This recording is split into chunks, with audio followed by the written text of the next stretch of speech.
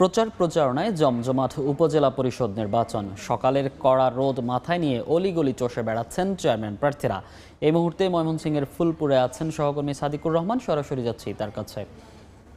সাদিক, সারা দেশে যে বিভিন্ন উপজেলা নির্বাচনের ৮ তারিখ হবে সেটার কিন্তু প্রচার প্রচারণা ইতিমধ্যে কিন্তু শুরু হয়ে গেছে। আমরা যেটা দেখতে পাচ্ছি যে এখন ফুলপুর উপজেলা আছে ময়মনসিংহের, এখানে কিন্তু 10টি ইউনিয়ন আছে এবং এই যে উপজেলায় মোট 5 জন চেয়ারম্যান পদে প্রতিদ্বন্দ্বিতা করবেন। আমি আসলে জানিয়ে রাখি যে ময়মনসিংহের 13টি উপজেলার মধ্যে কিন্তু 3টি উপজেলায় নির্বাচন হবে 8 তারিখ। এর মধ্যে কিন্তু ফুলপুর, হালুয়াঘাট এবং ধোবাউড়া উপজেলা। আমি আছি ফুলপুর উপজেলার মাহমুদপুরে। এখানে যে জিনিসটা আমি বলতে চাই যে 5 জন যে প্রতিদ্বন্দ্বিতা করবেন তাদের মধ্যে কিন্তু এখন আনারসের পক্ষে আনারস প্রতীক নিয়ে কিন্তু ভোটারদের কাছে ভোট চাইছেন হাবিবুর রহমান। তিনি এই উপজেলার সিনিয়র যুগ্ম আহ্বায়ক।